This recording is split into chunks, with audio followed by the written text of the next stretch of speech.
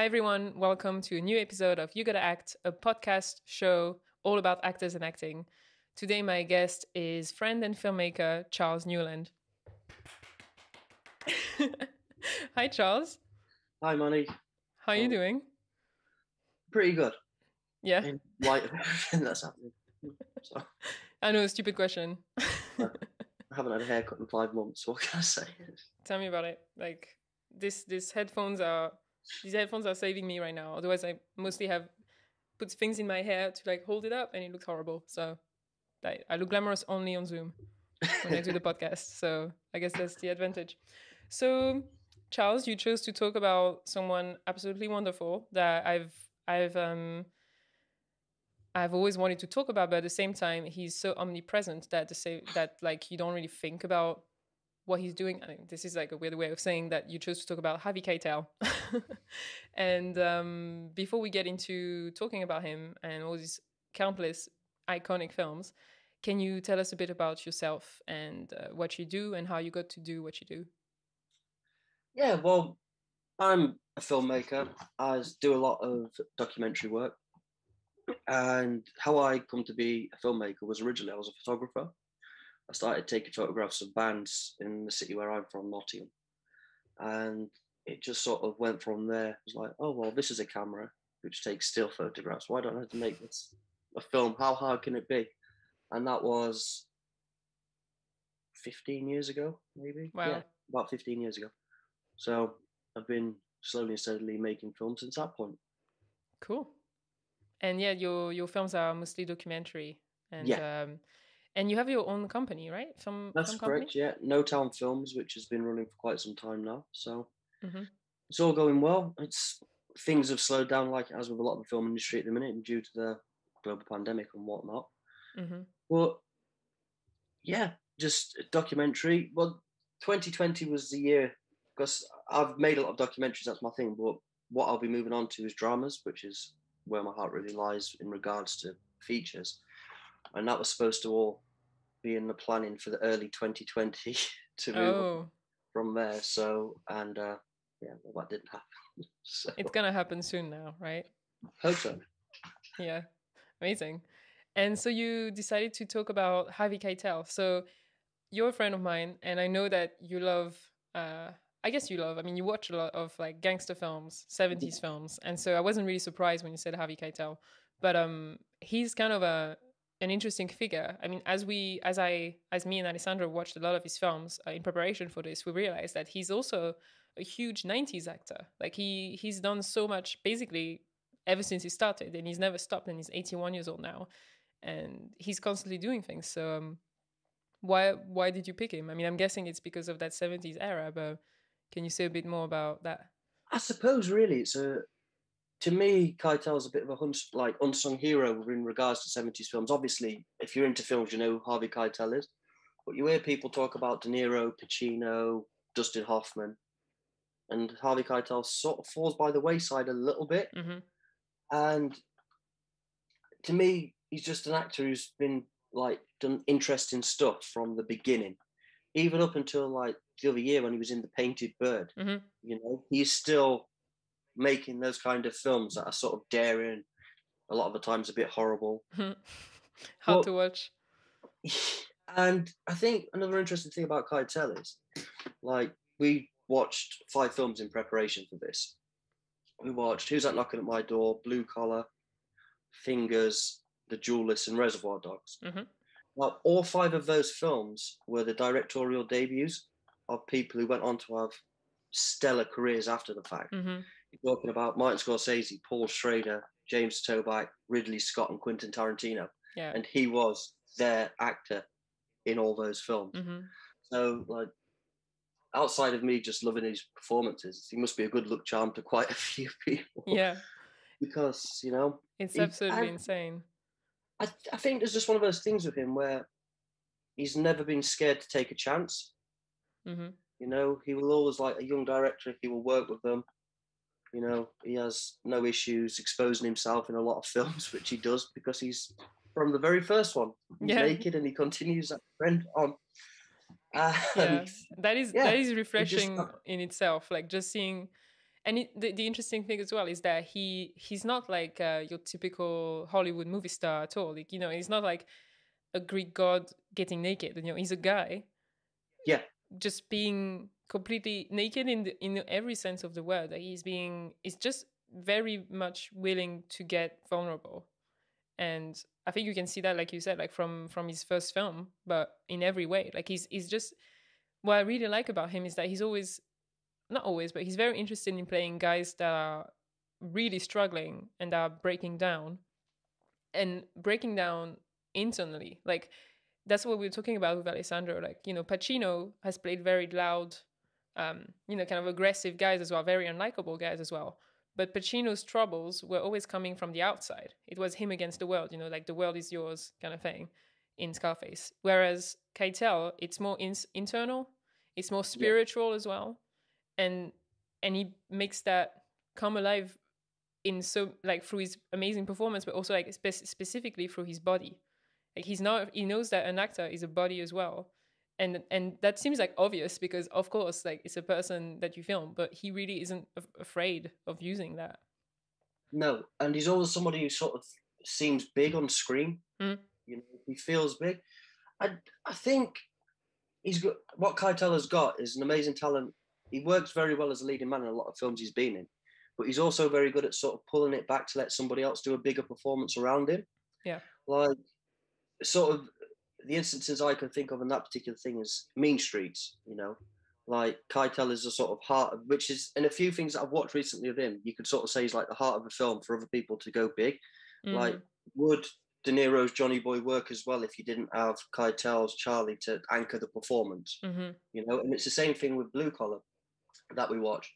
Like having a sort of reserved nature of Harvey Keitel playing that allowed Richard Pryor to go sort of do that big fucking performance. So I think being able to do that is such a sort of gift as an actor, to be able to let sort of other people chew the scenery more than what he does, even though it's sort of like equal billings within that. And it's the same with like the Duelists as well. He sort of plays that restrained character again, where obviously he's sort of in the context of the film, if there's a sort of good guy and a bad guy, he's the bad guy. But he's not really over the top of his being a bad guy. Yeah. And yeah, the Duelist is a really weird film, I have to say. Like I don't think I'd heard of it, to be honest, which is weird because it's a Ridley Scott film, but it is, like you said, his first film. It is so strange because it's about something so silly.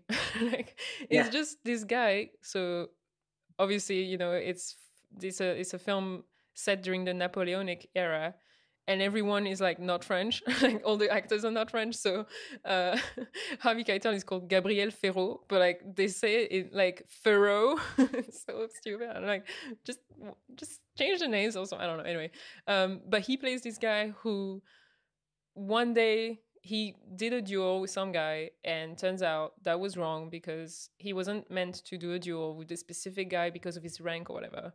And so his boss sends some other guy to tell him that he has to stop doing that. And so Gabriel Ferraud, Harvey Keitel, gets really mad at the messenger. And for the rest of their lives, every time he sees him, like throughout the Napoleonic era, like for every battle thing, like in Russia or whatever, he's like, I'm going to kill him. I'm going to fight him. Not necessarily kill him, but like, I'm going to fight and I'm going to win. And it is like, usually the duels are to the death. So it is kind of a, I'm going to do it. And that's the story. Like, there's no proper reason why he does that. It's so strange. The film is based on Joseph Conrad's novel. And I think the point he's getting to is sort of like the pointlessness of war, of which Harvey Keitel sort of encapsulates absolute. Like, he doesn't think of anything other than in terms of winning and losing and war, and that's it. Like, but in the film, he's just an absolute dick. Yeah, exactly. Just a dick. Like, he's just an idiot as well. Like, it goes into sort of folklore and legend why this thing's like, it happens over the course of 16 years. And these two guys are fighting on the same army. They even fight side by side at one point, but he cannot let it drop that somebody bested him at some point. And it gets to the point where it's known within the Napoleonic armies, these two fucking hate each other. And one will not stop until the other one is destroyed. But nobody knows why. And when you see the beginning of the film, the reason why is because the Keith Carradine character embarrassed him in front of a madam in a bordello. Yeah, exactly. That's it. And that's it. And he takes this as such a personal thing that he just sees it in absolute. It's like, you have done this. I've been slighted. And I just will not stop forever and ever and ever. It's incredible. And I think Keitel plays the part so well. Just this sort of narrowed-eyed psycho who he just cannot stop. It's like, and it's really funny because Sir Jules happened in the sort of peace times before, in between the sort of wars within that period. So as soon as the actual physical war has stopped, he starts his own personal war again to track down the guy who slighted him 12 years ago. And the guy who he's after constantly just wants to get on with his fucking life and avoid him. Just like, why don't you leave me alone? But he just won't. It's like the Terminator and just keeps going. Exactly. And going. You're right. It's a Terminator. And it's funny because like there's one moment when I feel like it's cool that we talk about this film a lot because nobody talks about it and it's really interesting. Yeah. But like there's this one moment when the Keith Carradine character is like arriving in a pub, or like I don't know what you call it, a tavern. And he's like, wow, tomorrow I'm getting promoted to whatever rank. Cool. And then his friend that he's talking to, he's like, oh my God, don't look behind you because your pal is there. And guess what? He's got that promotion too. So that means, because if you're a different rank, you can't duel. And he's like, oh my God. And he tries to leave without the guy seeing him. But obviously he sees him. It's so funny. It's like, that's the entire story. But apparently it's based on real guys. It's based on real characters that existed. It wouldn't surprise me. Just real French guys who were just horrible. And it was one of those things when I started watching it, and I thought, like, obviously I was watching it again to do this, and I was thinking, I wonder what Manny thinks of the French setting and half of them being really posh English. Oh yeah. And Harvey Keitel sounded like he's from New York. Like, I was really confused. Like, I think Keith Carradine was doing okay mostly, and then there were moments where he just dropped out of that and he sounded just American. But then Keitel just went, no, I'm not gonna do any effort. Like, I'm just gonna be me, kind of like a barking dog. So it kind of works because he doesn't. It's not like he's speaking a lot, you know. But so much nonsense like on that level, and yeah, it kind of takes me out of the film, especially because they're meant to be French and they have those fancy French names like Gabriel. You know, they can't even say that. So. It's so funny. It's one of those films because it's actually, I think it's really well shot and really beautiful film as well. And I do like the ending, the sort of comeuppance of Harvey Keitel where he doesn't kill him. He loses the duel and the Keith Carradine character spares him, so he owes his life. And that's worse than death to him because he's outright, you know, he sort of stood on the hilltop with his French tricorner hat on, like Napoleon, looking over the landscape, knowing that he's been completely bested and there's nothing he can do anymore. That's it. He's sort of fucked, and it just ends on that note. It's really like about like the emptiness of his life now has absolutely no meaning because that's what he thought was meaningful, and it's a really strange ending. It really leaves you like, why did I watch this? But also, everything in his life has been taken away from him at that point because Napoleon has toppled and the royalty is reinstated. He is like a hardline Napoleon supporter, so he's had to leave the army because of that. So he's basically like some political dissident now, where nobody wants anything to do with him. The only thing he's got left now is to kill Keith Carradine, and he can't do it. It's beautiful, you know? Beautiful. And there's just, I think in that film as well, the way that the duels are set up are actually a lot of the times quite funny as well. Oh yeah, so funny. Like there's a real irony to the stupidity of it all. You know, it's sort of. It's knowing, especially the part where they're on the horses. Like, we want to duel on horses. And it's like, why do you want to duel on horses? It's so extreme. Harvey Keitel ends up getting scalped. Yeah. And before he does, so like, Keith Carradine's life is sort of flashing before his eyes because he's really scared. And it's like the horse, and it's cutting with this sort of really cool sounds of prior to what's happened. And it's just so quick. And you just see Harvey Keitel with the top of his head cut off, and then it just cuts to the next thing. It doesn't give any sort of exposition, and it's. I love the fact that it doesn't do that. Yeah. Like characters just dip in and out, and it doesn't really tell you anything about them. But all you know is that sooner or later these two are going to meet back up, and it's going to be violent.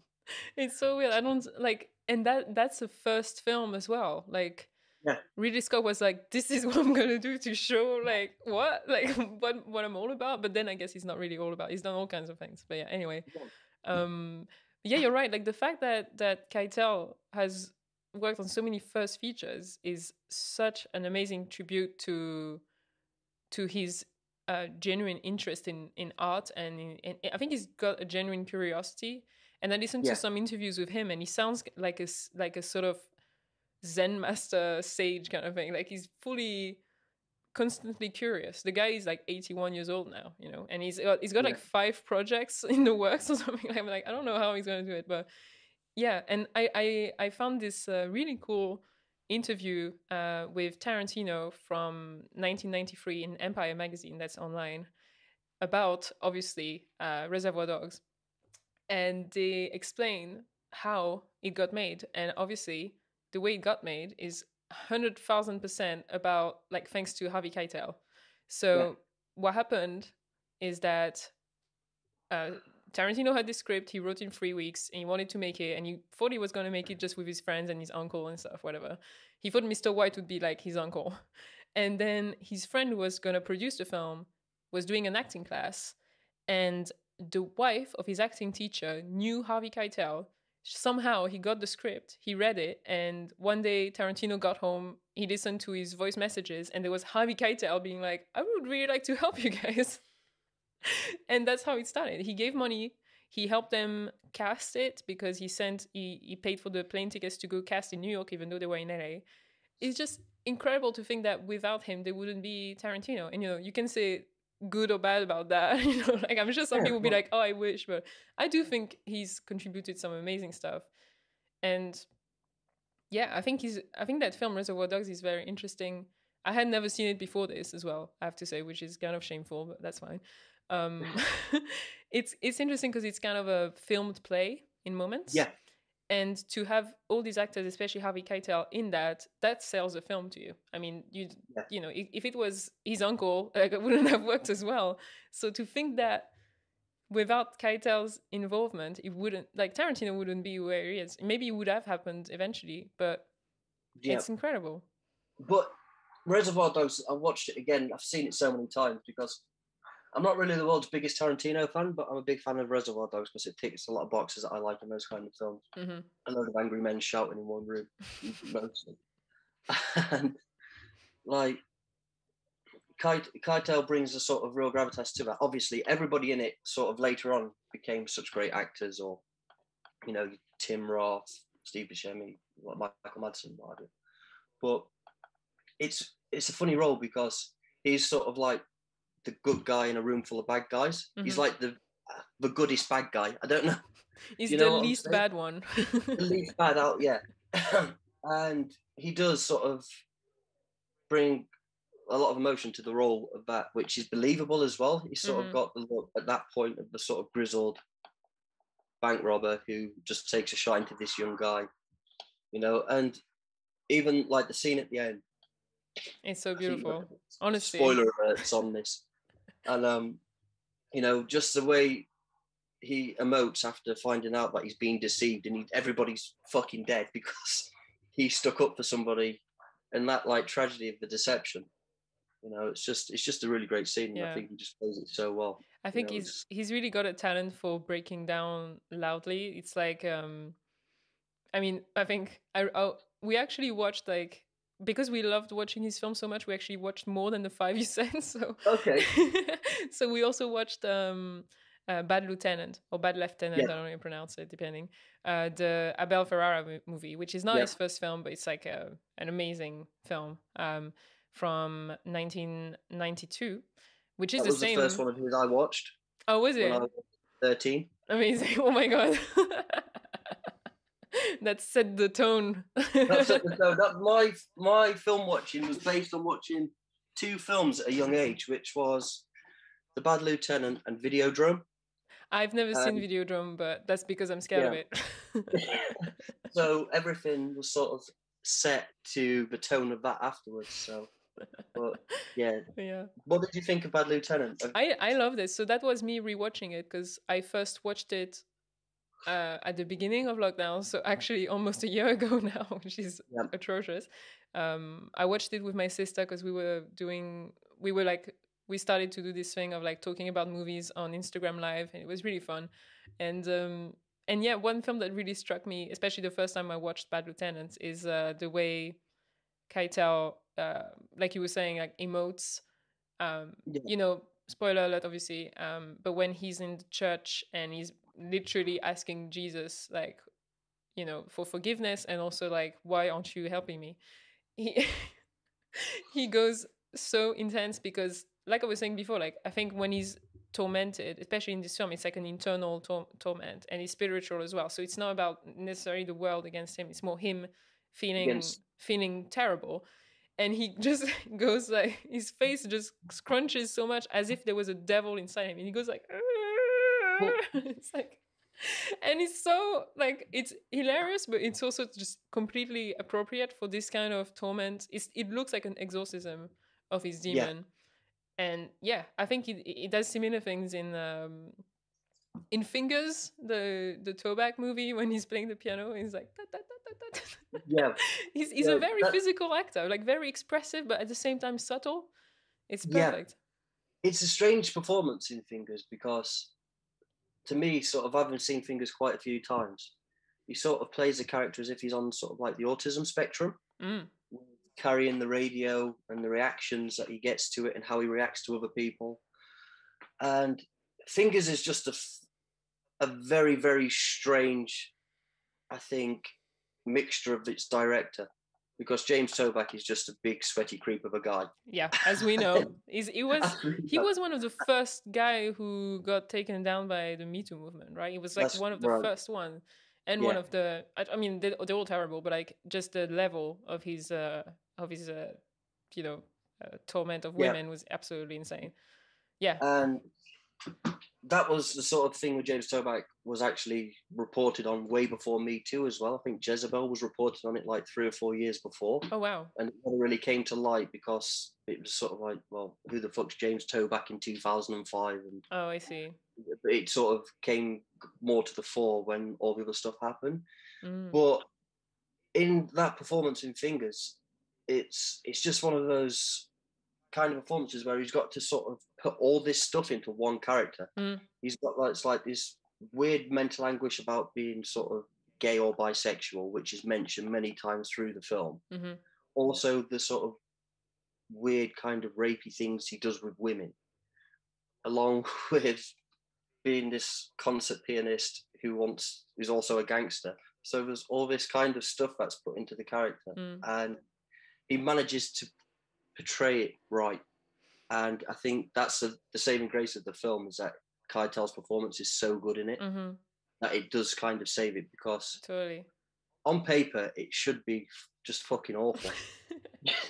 You know, it's like, yeah, it's too much, it's too many things, I think. Like when it like, at first he's just a funny dude with his radio playing the piano, and then it's like this insane gangster stuff, and the weird, like, the woman he likes who's with this threatening sort of pimp, and he's like, what is happening? Like, just make 2 different films and it's okay. Like, but I guess, you know, he first film, so impulses of that. The weird thing about Fingers is the guy, the black guy who he sort of has this weird relationship with, is American football player called Jim Brown, who in his day and still to this point is one of the greatest American football players of all time. Oh, wow. And basically he was like the LeBron James of his day. Obviously it's a different sport, but James Toback went to write an article about him for Esquire or GQ and ended up living with him for like 3 years. And that kind of sort of sexuality that he portrays in that film, I think in turn was something that James Toback witnessed in real life. Whoa. And the sort of the way it's shot at those scenes, that fucking disgusting scene where he smashes the 2 women's heads together. Harvey Keitel is sort of filmed about this big in the frame because he's just such in awe of like the sexual power of this man, and all these inadequacies of like, he kind of wants to be him and wants to fuck him as well, and all this kind of stuff comes to the fore in this scene. Yeah. And it's like, that is straight from the mind of the director. So for an actor to try and portray the quirks and peculiarities of the man creating the film, you know, it's sort of in a manner like Who's That Knocking at My Door, where I was gonna say, like, has sort of got like the mannerisms of Scorsese in that film. So much. His accent sounds like him. He's got them like blah, blah, blah, blah, searches. John Wayne. Like, yeah, you know, he's playing Scorsese, whereas in Fingers he's just playing James Toback. It just happens to be one is a lot fucking darker than, you know. One is a cute guy who can't stop talking about westerns, and the other Yeah, one is you a know, massive creep. but yeah, apart from his sort of like weird backwards issues about sexuality with regards to women and all that kind of stuff, you know, Harvey Keitel's never been shy of dealing with these complex characters in regards to fucked up relationships with women. Absolutely. I mean, we watched also The Piano, the Yeah, Jane Campion movie from 1993. She was the first, I think, American director to, no, not American, English speaking uh, female, like female director to win the Oscar or something like that. And she won the Palme d'Or as well. Anyway, it's an amazing film I had never seen before. And like you were saying, I mean, in this film as well, he plays a character that is very, you know, you don't know how to feel about him really, because he starts off, again, spoilers, he starts off kind of coercing this woman played by Holly Hunter, who's a mute woman who plays the piano. He coerces her to play for him and let him do things while she plays, which is how he phrases it, which is you don't really understand what he means until later on, so that she can get her piano back, because he got the piano now. And it's very disturbing. And eventually, you know, he wants her to be in bed with her. And it's very ambiguous, but turns out what he does is awakens her sensuality. Yeah. And, you know, I mean, what he's done is not correct. And he himself says, you know, afterwards, it was like, what I'm doing is making you a whore and me a wretched man. So I don't want to do it anymore. He gives her the piano. Again, like, who, I mean, that is a very challenging role. And again, it's one when he gets fully naked. But yeah, I mean, I think someone like him can play that, because not only because he's not afraid of it, but because he makes it look not like a villain, but just like a guy who's got issues, basically. Just a very troubled, sensitive man as well.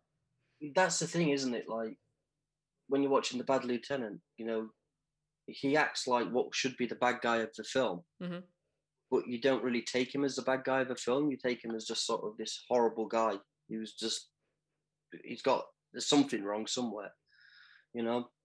But coming back to sort of Who's That Knocking, the sort of those kind of roles where he does that, there's a part of it where he meets this girl who in his mind is sort of above his class. She's sort of the other, do you know what I mean? She comes from sort of a better background. She's interested in things that's a bit more above his sort of seeming intelligence and that kind of stuff.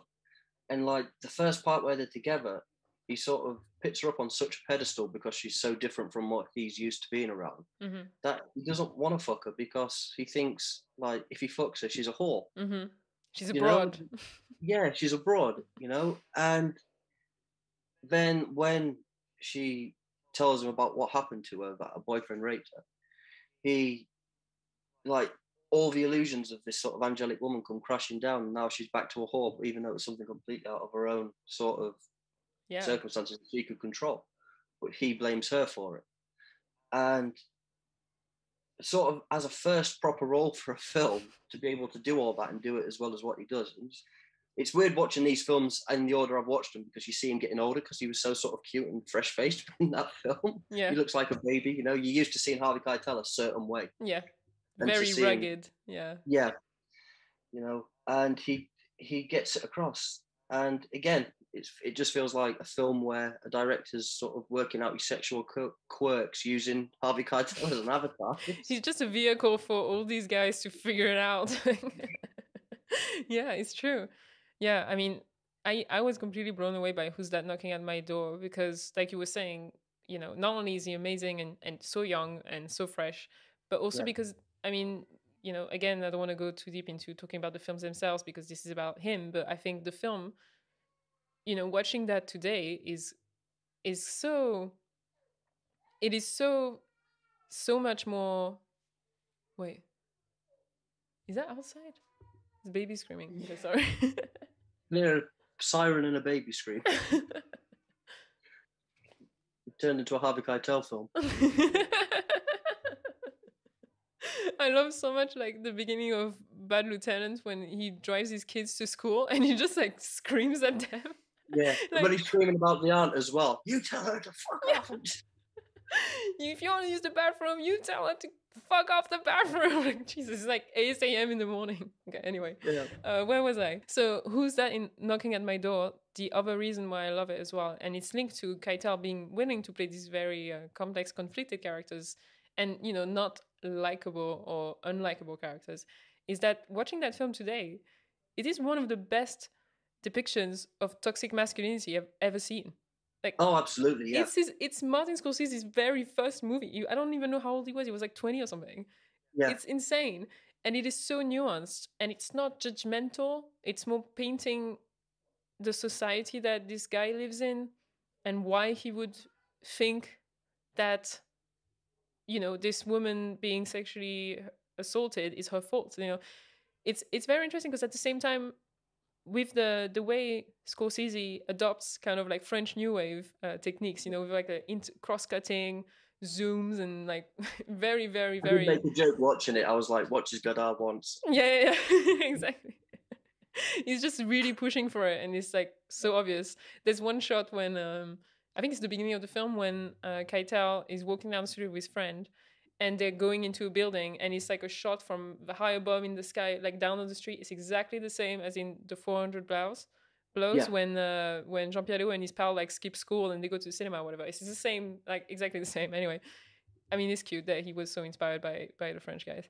But like the way the film works and the way Keitel plays it, it really emphasizes the complexity of this and the fact that these guys are living in this horrible context, and there's no reason why they would try and behave differently because it makes them feel good and powerful to be horrible, basically. Yeah. Like when they play tricks on girls and they drink like crazy, there's absolutely nothing stopping them, except when he encounters this woman who's asking for just his respect and his love, and he's completely unable to do that because if that's your worldview of what women should do, then obviously every woman is a bitch or whatever, because it's insane. It's not realistic.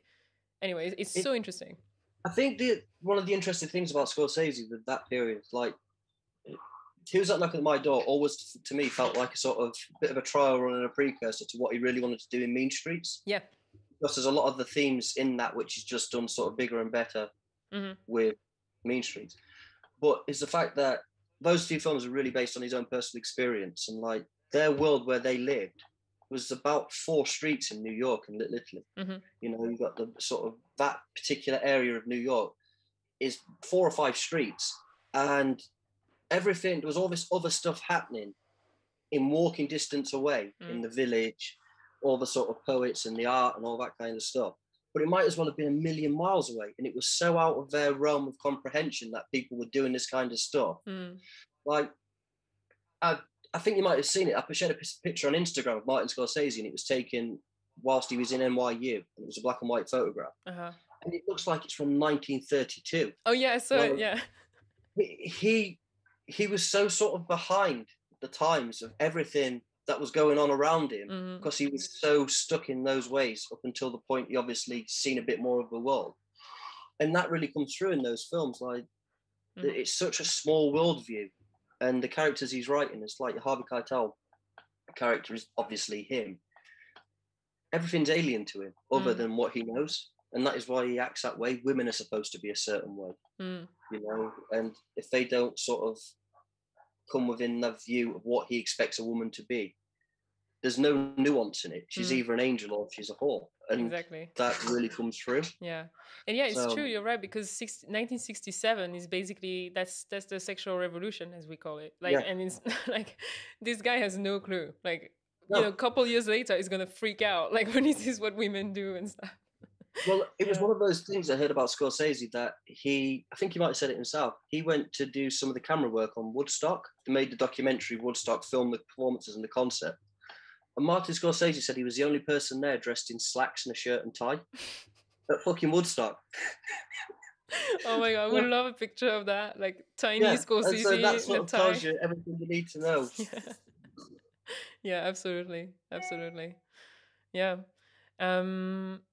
And another masterpiece, I think, that is also a first film is Blue Collar, which I had seen before, like 3 years ago, I think, and I rewatched it, and it's just perfect. I can't believe this is some guy's first film. I mean, Paul Schrader, obviously, had written Taxi Driver, but like from a directing point of view, it's perfect as well. Like it's so controlled, it's so, and at the same time there's so much room for the actors, which are, like you were saying, Keitel obviously, but also Richard Pryor, who I believe at the time was already famous, right? He was already a stand-up famous guy, but he's so amazing, and he's not really playing a funny guy at all. I mean, he's got a sense of humor, but he's very moving. And again, I think that's and just as Who's That Knocking at My Door is amazing to watch today for its thing on, like, gendered roles and stuff. I think Blue Collar on class issues and racism is incredible. Like, the only thing though is that when we were talking about it with Alessandro, it was like, oh, we'd love to like read a review from a film critic of color, like a black film critic from the time. And then I was like, oh wait, like, can I find that? Like, were they black film critics at the time? Because I would be really curious, because obviously this is written by a white guy and it's about these issues.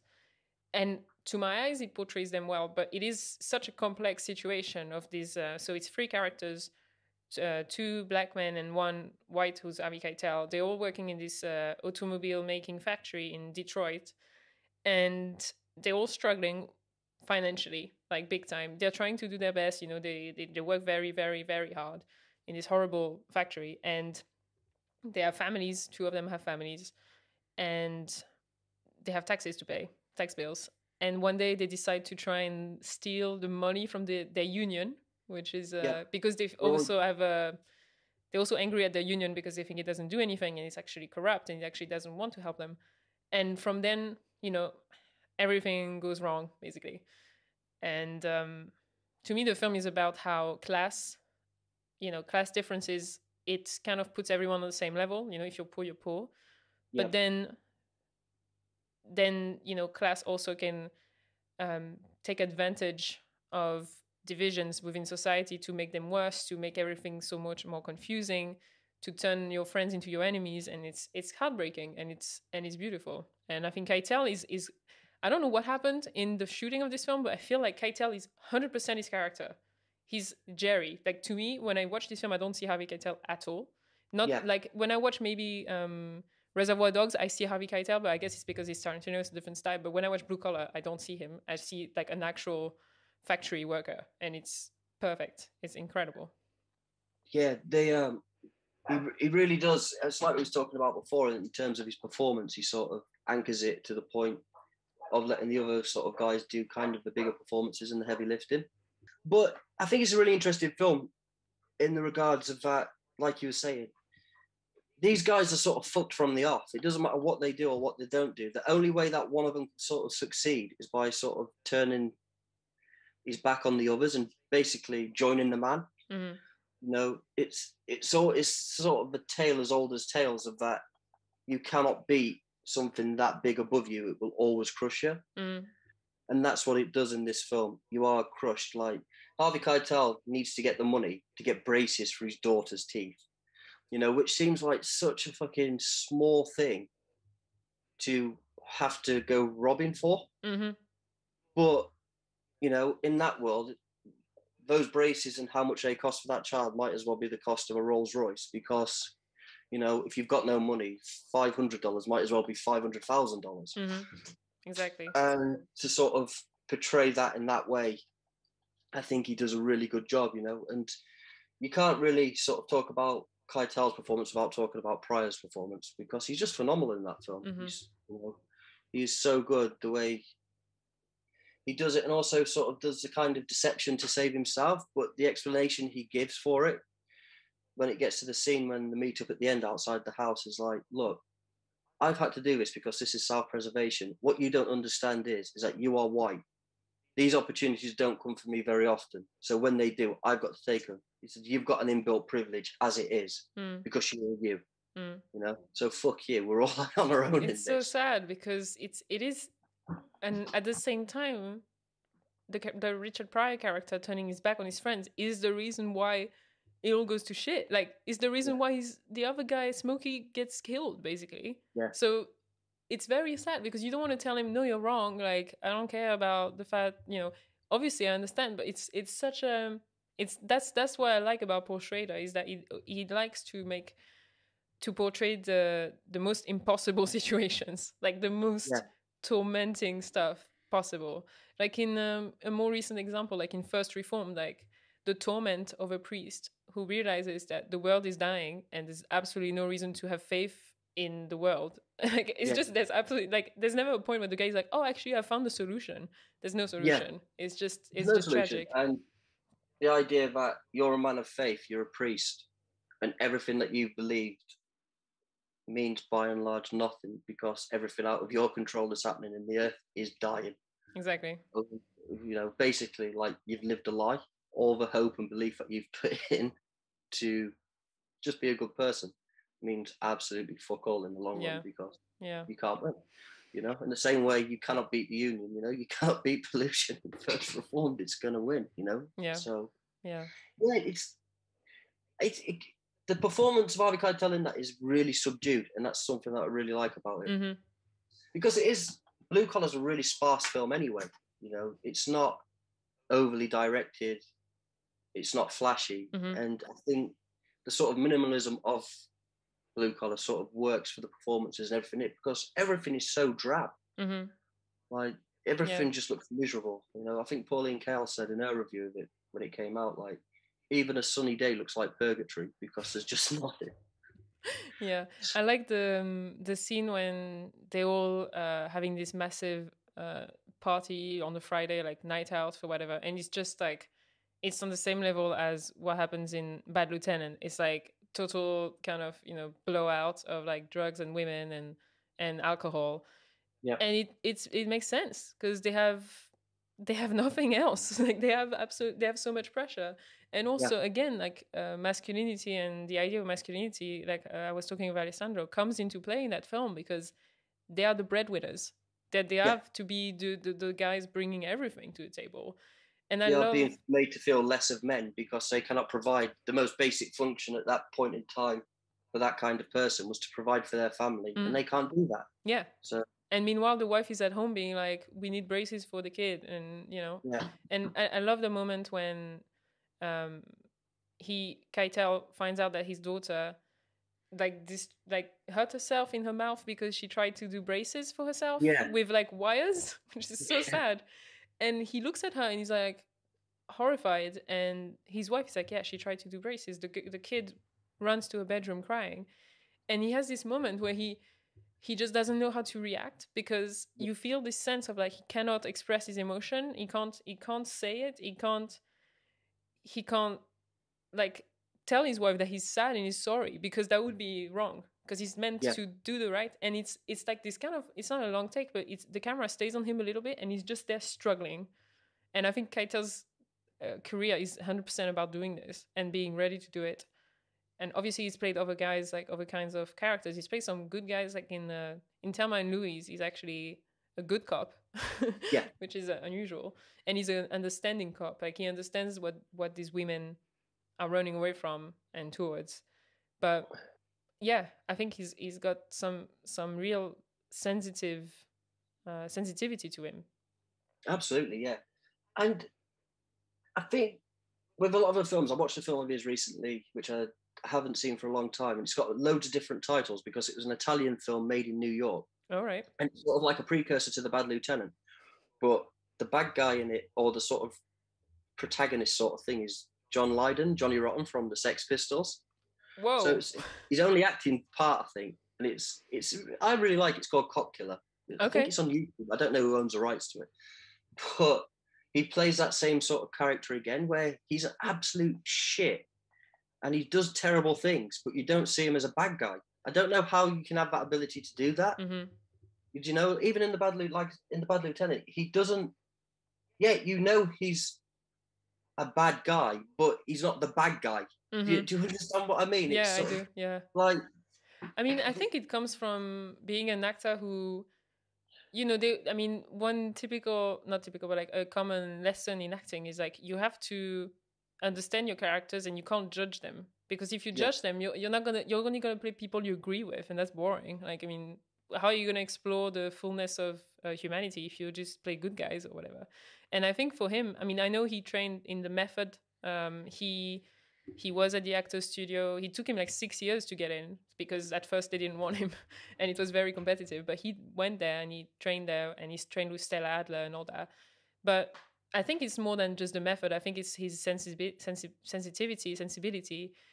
And like, for instance, in Bad Lieutenant, when he does all this stuff, like smoking crack and things like that, there's a real sense of shame that he carries around. And it's not like a judgmental thing of like, oh, this person who smokes crack definitely feels like shit. It's not like, it's not that. It's more like, it's also the way the films are written. Like, you know, in Bad Lieutenant, we don't know what he was like when he started doing this stuff, but like he's at a point in his life now where he's reaching breaking point, but it's not, he's just got some kind of empathy for his characters. And I think it translates, you know, it just does.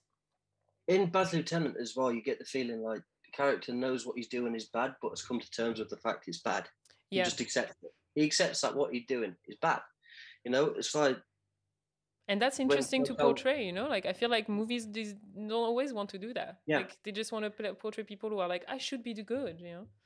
When, like, obviously the end of the film, sort of when it's reaching its crescendo, like, his moment of grace, and the only good thing he does is let two boys go who have raped a nun with a crucifix. Yeah. And that's like his moment of like, this is my time to do this good thing. Like, all the undeserving people he's terrorized and abused, like, these are the ones that is going to get redemption. And I think it's because they've done things that are so bad and so sort of incomprehensible to his mind that it's like, I've got to let them go because there's got to be some good in people somewhere. So this is a point of like, I've seen the nun, I've seen what's happened, but I'm going to let them go. It's just like, it's heartbreaking, but it's also like admirable. Like, on a, you know, it's what the nun says, like, you know, God loves all his children and kind of thing. And that really struck him. Like, that really goes with him because that means if he can save these kids, he can save himself. Yeah. You know, and I think Abel Ferrara is just like so badass that he's like, you know what could be the worst possible, most blasphemous crime ever that I'm gonna make him forgive the criminals for? Oh yeah, I know, like a rape of a nun with a crucifix. It's really a film that I think earns its horribleness like completely. It does, yeah, because I think it subverts expectations in that film as well, because on the sort of scale of the crime obviously he spoke about through the film, you expect him to go and just rampage and murder these people because that was what you would expect him to do given what he has done up to that point. So to sort of be able to turn it in that manner is such an interesting thought process behind it. And I think, you know, Bad Lieutenant was written by Zoe Lund and Abel Ferrara. And there's definitely parts of Abel Ferrara in that because, you know, in a lot of his films, I think he's one of those directors that does put a lot of himself and a lot of the stuff he does. And so, yeah, I think that was just another one of the Harvey Keitel being a bit of an avatar for a fucked up mindset who was playing Puppet Master on the given day. Yeah. He's he's kind of like a great therapist for these guys, I feel. Like, he's just like, I'm going to be your mirror and you can like exorcise all this stuff out of yourself. And then like, also you make a good movie out of it.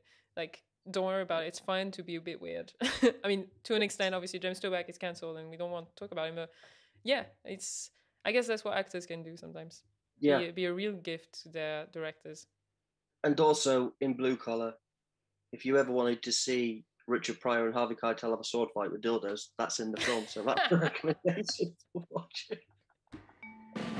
Thanks for listening to or watching this episode of You Gotta Act. If you wish to know in advance who our next guest will be and ask them a question, become a friend of You Gotta Act on Patreon. See you next time.